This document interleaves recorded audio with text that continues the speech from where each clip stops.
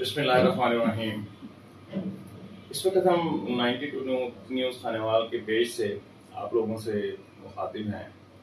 Programme बस अब बहुत हो गया के नाम से हम डिस्ट्रिक्ट खानेवाल का एक एजाज़ है कि डिस्ट्रिक्ट खानेवाल में, हमारे खानेवाल शहर में एक डॉक्टर, लेडी डॉक्टर जो कि लेडी सर्जन है, लेडी गायनेकोलॉजिस्ट नहीं, लेडी सर्जन। लेडी सर्जन होना एक बड़ी बहादुरी की बात होती है, खासकर फीमेल शोबा में। मेल में तो बहुत सर्जन नजर आएंगे, खासकर हमारे जनूबी पंजाब में आपको लेडी सर्जन बहुत कम नजर आएगी। अमूमन लोग ये समझते हैं कि गायनेकोलॉजिस्ट होती है वो सर्जन भी होती है। ऐसा नहीं होता। जब सिजेरियन या सी सेक्शन होता है तो वहां पर या तो किसी टेक्नीशियन को बुलाया जाता है या किसी सर्जन को बुलाया जाता है, वो आके सिजेरियन करता है और वो आके ऑपरेशन मुकम्मल करता है, वो भी सारा कुछ करता है। लेकिन हम इस वक्त डॉक्टर फरवा गिलानी, जो कि खानेवाल बदकिस्मती से डिस्ट्रिक्ट अस्पताल में सीट ना होने की वजह से तहसील हेडक्वार्टर अस्पताल जहानिया में 18वें स्केल में वहां पर तैनात हैं और वहां पर अपनी जॉब के बाद यहाँ आके खानेवाल के मरीजों की मदद करती हैं। कैंसर स्पेशलिस्ट भी हैं, सर्जरी के मुतल्लिका बहुत सारी बीमारियां हैं जो कि अब एक प्रोग्राम में हम नहीं कर सकते। इसके लिए हमें कम अज कम हमारे 4 से 5 हमारे जो साथ होंगी डॉक्टर साहबा के साथ। अब हम डॉक्टर साहबा से पूछते हैं कि जो कैंसर की जो बेसिक अलामात हैं, शुरू कैसे होता है, और चूंकि डॉक्टर साहबा का ज्यादा तजर्बा कैंसर के ऊपर है, कैंसर के ऊपर सर्जरी हैं। जी डॉक्टर साहब बताइएगा प्लीज जरा पेशेंट्स को। अच्छा, थैंक यू सर, आपने मेरा बहुत ही ब्रीफ इंट्रोडक्शन करवा दिया है। अच्छा, कैंसर के हवाले से बताना चाहूंगी कि कैंसर की कोई एक ऐसी अलामत नहीं है जिसके ऊपर हम कहते हैं कि ये सिर्फ ये होगा तो हमें कैंसर डायग्नोज होगा। कैंसर की बहुत सारी अलामत हैं जिसमें गिल्टियां महसूस हो सकती हैं, रसोलियां महसूस होती हैं, ब्लीडिंग हो सकती है, इसके अलावा खारिश हो सकती है उस जिस्म के उस हिस्से की। अब हर हिस्से के कैंसर की मुख्तलिफ अलामत हैं। अगर मैं छाती के कैंसर के हवाले से बात करूं तो यहाँ पे गिरती रसोली महसूस हो सकती है, छाती की जिल्द में तब्दीली महसूस हो सकती है, वहाँ पे खारिश महसूस हो सकती है, और बाज़ औक़ात तो ऐसा होता है कि कोई अलामत महसूस होती ही नहीं है। अच्छा। जबकि बीमारी हमारे जिस्म के अंदर मौजूद है और अलामत महसूस नहीं हो रही है उसकी, अनलेस अनटिल वो बहुत आगे की एडवांस स्टेज तक चली गई है। तो ये जो कैंसर की ये वाली जो स्टेज होती है ना, जिसमें अलामतें नहीं हो रही लेकिन वो अंदर पनप रही है, बढ़ रही है, ये बहुत जो है ना खतरनाक और डेंजरस किस्म समझी जाती है। तो इस हवाले से अगर बात की जाए तो उसमें यह है कि अपना मुआयना करना चाहिए। हर माह अपना मुआयना खुद करें, चाहे खवातीन हैं चाहे मर्द हजरात हैं। अगर कोई भी गिल्टी रसोली या कोई भी ऐसा सिम्टम या कोई भी ऐसी अलामत जो पहले आप महसूस नहीं कर रहे थे लेकिन अब महसूस कर रहे हैं, तो उसके हवाले से फौरी तौर पे कंसर्न डॉक्टर, मतलब उसके मुतल्लिका डॉक्टर से रजू करना चाहिए। अगर गायनेकोलॉजिकल कोई मसला महसूस करते हैं तो गायनेकोलॉजिस्ट के पास राब्ता करें। बहुत सारे कॉम्पिटेंट गायनेकोलॉजिस्ट हमारे शहर में मौजूद है। इसी तरह अगर ब्रेस्ट के हवाले से कोई महसूस करती हैं तो ब्रेस्ट सर्जन के लिए हम हाजिर हैं अपनी खिदमत देने के लिए यहाँ पे। इस तरह मतलब कि जिस हिस्से की आप कोई सिम्टम महसूस करते हैं तो आपने ये नहीं सोचना कि ये दर्द नहीं हो रहा मुझे तो मैं इसको कोई परवाह नहीं करती या परवाह नहीं करता। चाहे फर्ज कर लें बाजू के इस जगह पर फर्ज करें खुदा न खासा गिल्टी है, इसका मतलब कि ये भी खतरनाक है। गिल्टी जिस्म के किसी भी हिस्से में अगर है तो वो खतरे की अलामत बन सकती है या वो उस तरफ कन्वर्ट हो सकती है कैंसर की तरफ। देखिए सर, ये फैसला करना कि ये गिल्टी खतरनाक है या नहीं है, ये काम आम आवाम का नहीं है, ये है डॉक्टर का काम। अगर किसी भी बंदे ने या बंदी ने एक चीज महसूस की है कि मुझे यहाँ गिल्टी महसूस हो रही है, तो उसको चाहिए कि अपने कंसर्न डॉक्टर से राब्ता करें, उससे मुतालिक जो वो टेस्ट एडवाइस करते हैं वो टेस्ट करें। उसके बाद ही हम किसी नतीजे पर पहुंच सकते हैं कि ये गिल्टी खतरनाक है या नहीं। बहुत सारी गिल्टियां ऐसी होती हैं जिनसे कोई खतरा नहीं होता, चर्बी की गिल्टियां होती हैं, ठीक है, ब्लड क्लॉट्स बन जाते हैं, उनमें कोई डेंजरस चीज नहीं होती। लेकिन देखिए, ये मैं एज अ सर्जन तो बता सकती हूँ कि हाँ इसमें कोई मसला नहीं है, लेकिन अवाम को इस चीज पे रिस्क नहीं लेना चाहिए कि नहीं ये तो खतरनाक नहीं होगी, मैं इसको चेक नहीं करवाता या नहीं करवाती। उसको अपने कंसर्न डॉक्टर से राब्ता करना चाहिए। गिल्टी जब पता चल जाए जब गिल्टी है तो फौरी तौर पर जब आपके पास अपने मतलब डॉक्टर के पास पेशेंट जाएगा तो उसमें जो पहली स्टेज है टेस्ट की, वो क्या बायोप्सी होगी या कोई उससे भी कोई आसान कोई चीज है जिससे जो इब्तदाई नताइज हासिल हो सके, खासकर कैंसर? क्योंकि मैं देख रहा हूँ कि कैंसर की जो बढ़ते हुए जो पेशेंट हैं, जो हॉस्पिटल्स हैं, शौकत खानम ले लें, मीनार ले लें या दीगर हॉस्पिटल ले लें, वहां पर दाखिले के लिए लोगों को लाइनों में खड़ा होना पड़ता है कि सिर्फ दाखिले के लिए भी, बाकी तो इलाज तो बाद में शुरू होना है। तो इसके लिए क्या इलाज में क्या है कि क्या पहले कोई टेस्ट होगा, कोई या बायोप्सी होगी या सीटी स्कैन होगा, ये क्या होगा इसके लिए? सर ये आपने बहुत अच्छी बात की है, क्योंकि हमारे यहाँ पाकिस्तान में, एशिया में बहुत ज्यादा ये बढ़ चुकी है ये वाली बीमारी, और उसके पीछे कुछ वजूहात है, उसके बारे में हम करते हैं बाद में बात। अभी जो टेस्टिंग के हवाले से आपने पूछा, तो देखिए बायोप्सी बहुत एडवांस स्टेज में जाके की जाती है। शुरू हम बेसिक टेस्ट से करते हैं, जैसे कि अल्ट्रासाउंड हो गया, कुछ खून के टेस्ट हो गए। हाँ जी, बिल्कुल सिंपल टेस्ट। इसमें परेशान होने की जरूरत नहीं है पेशेंट को। कभी अगर गिल्टी महसूस हो गई है कि मैंने को बड़े ही चीज जाना है, ऑपरेशन थिएटर में चले जाना, नहीं ऐसा बिल्कुल भी नहीं है। अच्छा। और यहाँ एक और चीज भी मैं क्लियर करती जाऊँ, बहुत सारे पेशेंट ऐसे आते हैं जिनको जब मैं बायोप्सी का कहती हूँ ना, तो उनके जहन में एक ही बात आती है, ये कैंसर का टेस्ट है। तो ऐसा नहीं है। देखिए बायोप्सी जांच का टेस्ट है, हमें पता चलेगा कि इस गिल्टी के अंदर क्या चीज है। आया वो खून है, वो रेशा है, वो जड़ों वाली गिल्टी है, वो बगैर जड़ों वाली गिल्टी है। तो बायोप्सी एक टेस्ट का नाम है, कैंसर के टेस्ट का नाम नहीं है। ऑल्दो इससे कैंसर डायग्नोज हो सकता है, लेकिन जरूरी नहीं है कि हर बायोप्सी कैंसर के लिए ही की जाए। बहुत सारे ऑटो इम्यून डिजीज ऐसी हैं जो बायोप्सी के जरिए डायग्नोज होती हैं। ठीक है, इवन सिंपल लाइपोमा जिसे चर्बी की गिल्टी कहते हैं, वो भी बायोप्सी के जरिए डायग्नोज की जा सकती है। रेशे की गिल्टियां भी बायोप्सी के जरिए डायग्नोज की जा सकती हैं। तो बेसिक टेस्ट से स्टार्ट करेंगे हम, उसके बाद अगर जरूरी होगा तो बायोप्सी का टेस्ट करवाया जाएगा। इसमें हमारा चूंकि जिस एरिया में हम और आप प्रैक्टिस कर रहे हैं, चूंकि ज्यादा ये देहाती एरिया है, तो लोग तो जाहिर है डर जाएंगे भी, बच्ची को कहाँ हम लेकर जाएं। लेकिन जिस तरह आपने ये बता दिया कि ये सिंपल अल्ट्रासाउंड से भी हम शुरू कर सकते हैं इसकी जो डायग्नोजिंग है, बाकी जो अल्ट्रासाउंड के जो रिजल्ट आएंगे फिर उसके बाद फिर आगे जो चला जाएगा। तो इसमें जो एहतियात है, जो खुद बच्चे लड़की को, चाहे वो शादीशुदा है चाहे वो अनमैरिड है, एडिड है, उसको क्या एहतियात करनी चाहिए इस सिलसिले में?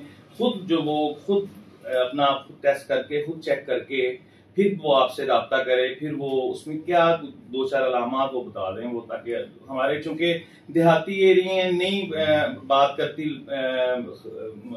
जो खवातीन है वो अपने मर्दों से नहीं बात करती, भाइयों से नहीं बात कर पाती और नहीं बात कर पाती, और जब बात कर पाती हैं तब तक गेम हाथ से निकल चुकी होती है। वो हमने बहुत सारे ऐसे पेशेंट देखे हैं कि जब वो डायग्नोज भी आते हैं, जब वो बताना शुरू करती हैं, तब तक वो तीसरा स्टेज या चौथे स्टेज तक पहुंच चुकी होती हैं।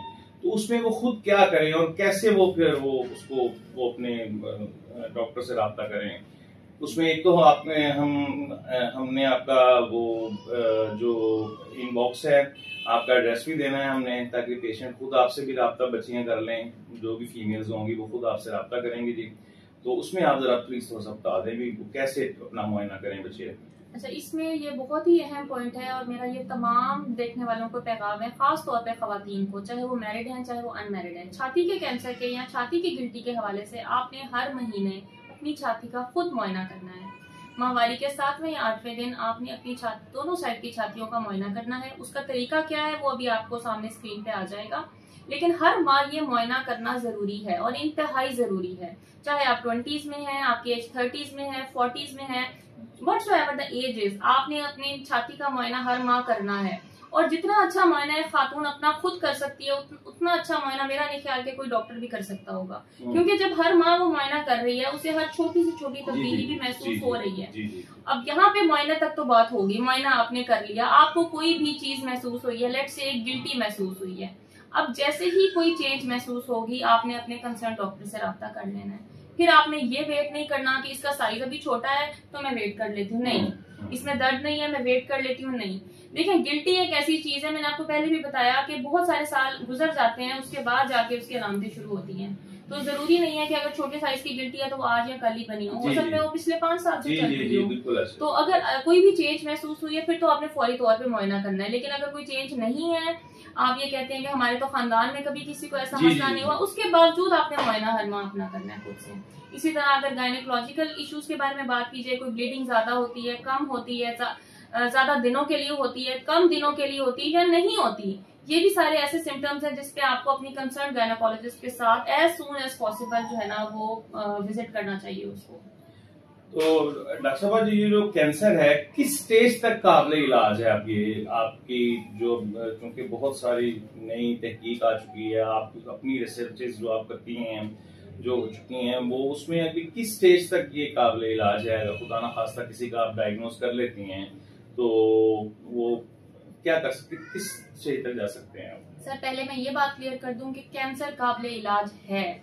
कैंसर ऐसी बीमारी नहीं है कि जिसका नाम आपने सुन लिया तो आप कहोगे अब तो इसके जो है ना इसका कोई इलाज नहीं है। लोगों ने खौफ फैलाया हुआ है। ये हमारे शहर, हमारे एक मुआशरे में फैला हुआ टैबू है कि कैंसर हो गया तो अब तो इसका मरना ही मरना है। ठीक है, अहम चीज है कि कैंसर का पहले जब होती है तो ज़हनी तौर पर पहले उसे मार देते हैं पेशेंट को कि आप तो मर गई, बस यही तो अहम चीज है कि हमारे यहाँ उसके इलाज से पहले ही बंदा ये सोच लेता है कि अब तो हमारी जिंदगी खत्म होने वाली है, अब तो कुछ नहीं हो सकता, इसीलिए तो इलाज करवाने से डरते हैं लोग।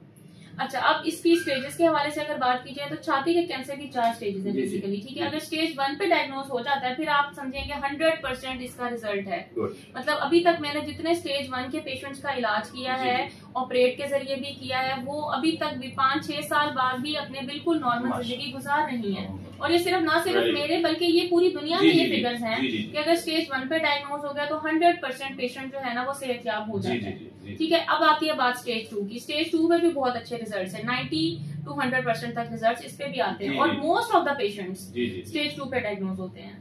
ठीक है, मोस्ट ऑफ द पेशेंट जो सर्वाइव करते हैं वो स्टेज 2 पे डायग्नोज होते हैं। मेरी मिसेस भी स्टेज 2 पे आके डायग्नोज हुई थी और 2015 से हुई थी, लेकिन माशाल्लाह ठीक है वो। शौकत खानम से इलाज करवाया था उनका। हाँ जी, तो लेकिन वो हम यहाँ की गायनेकोलॉजिस्ट के दसे हुए हैं, बस क्या करे, वो मैं बात नहीं करना चाहता कैमरे के सामने। तो सबसे बड़ी यही बस जहालत जो है ना, जो आज हमारा बेसिक प्रोग्राम भी जो पहली हमारी इस प्रोग्राम की किस्त है, जो इस कैंसर के सारे अमराज की या लेडीज के मुतल्लिका जितने भी गंभीर मसाइल हैं जिन पर लेडीज बात करना शर्माती हैं, इवन कि अपनी बहन या माँ से भी शर्माती हैं, जो कि मैं समझता हूँ कि किसी सूरत भी नहीं घबराना चाहिए। मामूली सी भी अगर आप वो तब्दीली अपने जिस्म के किसी भी हिस्से में देखती हैं तो वो उन्हें बिल्कुल सर, इस प्रोग्राम का मकसद ही यही है कि हम यहाँ से आगाही पहुँचा सकें, क्योंकि हमारे मुल्क में नेशनल लेवल पे, प्रोविंशियल लेवल पे कोई भी ऐसी एनजीओ, कोई भी ऐसा प्रोग्राम नहीं है जो इस हवाले से स्पेशली अवेयरनेस फैलाए। तो ये हमारे पास पसमानदा इलाकों में, अपर पंजाब में चले जाएं वहाँ पोजीशन कुछ और है, वहाँ की लेडीज, वहाँ की बच्चियाँ, वहाँ की लड़कियाँ वो फिर भी बहुत कुछ सीख रही हैं, वो कर लेती हैं, लेकिन यहाँ तो पोजीशन बिल्कुल उलट है इसके कि ओह नहीं। अच्छा सर, यहाँ पे रोल फैसिलिटीज का भी मैं देना चाहूंगी, लेकिन जनूबी पंजाब में कितने कैंसर के हॉस्पिटल्स मौजूद हैं आप ये देखिए। लाहौर शहर में जितने हॉस्पिटल्स हैं उतने मेरे ख्याल से पूरे जनूबी पंजाब में भी नहीं मौजूद होंगे। तो यहाँ से हर बंदे के लिए अपर पंजाब जाके इलाज करवाना बहुत मुश्किल होता है। तो चले खैर, ये तो बात एक लंबी हो जाएगी। अच्छा, अपने स्टेजेस के हवाले से बताना चाह रही थी कि स्टेज 3 और 4 पे जब मरीज आ जाता है ना, तो यहाँ पे भी ये ना समझें कि अब ये नाकाबिले इलाज हो गया है। यहाँ पे भी इलाज की मुख्तलिफ स्टेजेस मौजूद हैं। बेशक हम ऑपरेट से इलाज नहीं कर सकते, लेकिन हम दवाइयों के जरिए, हम टीकों के जरिए, हम शुआओं के जरिए उसका इलाज कर सकते हैं, उसको कंट्रोल कर सकते हैं। ठीक है, उसको मजीद फैलने से बचा सकते हैं, उसकी जितनी जिंदगी है उसकी क्वालिटी ऑफ लाइफ को इम्प्रूव कर सकते हैं। बिल्कुल, तो इसमें यह नहीं है कि अगर स्टेज 2 से आगे कैंसर चला गया तब भी आप इलाज करवाएं। नाज़रीन, जैसा कि आपने डॉक्टर फरवा गिलानी की बातें सुनी, चूंकि उनके पेशेंट बाहर बहुत बैठे हैं, हम उनका ज्यादा टाइम नहीं लेना चाहते। इंशाल्लाह नेक्स्ट वीक उनसे दोबारा फिर उनसे मिलेंगे। मेन जो हमारा, मैं नाज़रीन आपसे एक बात क्लियर करता चलूं, ना तो हमारा प्रोग्राम को अपने चैनल को मोनेटाइज करना है इस कैंसर मिशन के हवाले से, ना हमें कोई कमाई की जरूरत है, ना हमने इसकी कोई कमाई बाहर से लेनी है। ये कैंसर आगाही मुहिम जो है ये सिर्फ हम अल्लाह की रजा के लिए कर रहे हैं, क्योंकि हमारे पसमानदा इलाकों में मैंने जो एवरेज जो रिसर्च की है वो इस वक्त इतनी हाई चली गई है कि बच्चियों की जो कैंसर हैं वो अब अंडर 20 जो बच्चियां हैं उनकी भी ऑपरेशन हो रहे हैं, उनकी भी जो ब्रेस्ट हैं वो रिमूव की जा रही हैं, जो कि बड़ा खतरनाक अलमिया है जिस पर हमारी गवर्नमेंट तवज्जो नहीं दे रही। हम अपनी गवर्नमेंट पर कोई तनकीद नहीं कर रहे, लेकिन सिर्फ हम अपनी गवर्नमेंट से ये गुजारिश कर रहे हैं अपने इस प्रोग्राम के हवाले से कि खुदा रहा कोई ऐसा प्रोग्राम, अपनी कोई सिस्टम हर हॉस्पिटल में कोई ऐसा करें कि जिससे हर पेशेंट जो उस हॉस्पिटल में आ गया है गायनी वार्ड में, लेकिन उसमें कोई ना कोई एक डॉक्टर ऐसी बिठा दें जो उसका एक जनरल मुआयना चले। कल साल में एक दफा भी हो जाता है, मैं समझता हूँ कि ना होने से वो भी बेहतर है। लेकिन यहाँ पर कोई सहूलत नहीं है, जनूबी पंजाब में तो बिल्कुल भी नहीं है। और खानेवाल में आप बदकिस्मती देख लें हमारे शहर की, खानेवाल वालों, मैं अपने हमारे जो सियासतदान है वो खानेवाल के लिए बहुत अच्छा काम कर रहे हैं, उनके काम बहुत अच्छे हैं। लेकिन खुदारा खानेवाल के लिए एक सीट क्रिएट करवा दें लेडी सर्जन की, जो कि नहीं है यहाँ पर लेडी सर्जन। हमें यहाँ पर लेडी सर्जन चाहिए जो कैंसर का इलाज, जो इसके अलावा अभी तो खवातीन की, जो लेडीज की और जो बीमारियां हैं जो आप सुनकर हैरान रह जाएंगे, जिनके आपने नाम नहीं कभी सुने होंगे, अभी तो हमने डॉक्टर फरवा से वो भी डिस्कस करनी है। और वो भी सिर्फ लेडी सर्जन ही उसका इलाज सही तरीके से कर सकती है, वो ही समझ सकती है। बाकी ये बात नाज़रीन मैं आपको बड़े वसूख से, बड़े दावे से, ये मैं अपने बिहाफ पर कर रहा हूँ। बेशक किसी ने कोर्ट में जाना है कोर्ट में चला जाए, बेशक किसी ने जिधर भी जाना है जिधर भी चलाना है। खानेवाल में मुझे कोई भी एक गायनाकोलॉजिस्ट साबित कर दे कि वो खुद सजीरियन करती है, मैं उसे 1 लाख रुपए इनाम दूंगा अगर वो साबित कर दे। क्यों कि यहाँ पर ये ड्रामा किया जाता है कि एक 10,000 रुपए में, सॉरी 10,000 तो बहुत ज्यादा कह दिया मैंने, 5,000 रुपए में एक 2-3 टेक्नीशियन फिर रहे हैं यहाँ पर, जो वो आकर वो करते हैं, सर्जरी करते हैं, और जनाब वो पता चल रहा होता है जी अंदर सर्जन सर्जरी सब कर रहा है। ये मैं बात बड़े वसूख, गारंटी और सबूतों के साथ कर रहा हूँ। इस पर भी महकमा सेहत को देखना होगा, चेक करना होगा, हर गायनाकोलॉजिस्ट का ओटी चेक करना होगा कि क्या वहां ऑपरेशन के वक्त असल सर्जन मौजूद है, एफसीपीएस सर्जन मौजूद है कि नहीं है। वरना हार्मोन्स की गोलियां खाते खाते ही आप फिर कैंसर के पेशेंट बन जाएंगे और फिर ये बात बहुत दूर तक पहुंच जाएगी। इंशाल्लाह अगले हफ्ते फिर डॉक्टर साहब के साथ हाजिर होंगे। डॉक्टर साहब आपका बहुत शुक्रिया, आपने इतने रश में हमें टाइम दिया। तो ये एक अल्लाह के लिए हमने काम चलाया है, इसका अजर अल्लाह ताला आपको देगा। ये हमने बगैर किसी लालच के, बगैर चैनल के मोनेटाइज की लालच के या व्यूअरशिप के ये सारा कुछ किया है। अच्छा, यहाँ पे सर मैं एक मैसेज देना चाहूंगी सब खवातीन को कि प्लीज इस बीमारी को टैबू नहीं समझना, इसके बारे में ये नहीं सोचना कि ये हो गया तो शायद मुझे सोसाइटी एक्सेप्ट नहीं करेगी। इससे हमने डरना नहीं है, बल्कि इसको लड़ना है, इससे लड़ना है, इसको फाइट करना है, इसको खत्म करना है। ठीक है, अपना मुआयना खुद करें, जैसे ही कोई तब्दीली महसूस हो अपने सर्जन के साथ। हाँ, ये बात डॉक्टर साहब ने बड़ी अहम की है। हमारे बहुत सारे टीवी एंकर्स को, बहुत सारी आला अदाकारा को, बहुत सारे बड़ी लोगों को ये बीमारी थी, उन्होंने लड़ा और वो ठीक हो गई। इसमें डरना वाकई नहीं है, डर गए तो मर गए, बस एंड हम इसी पर करते हैं कि डर गए तो मर गए। बाकी अगले हफ्ते इंशाल्लाह हाजिर।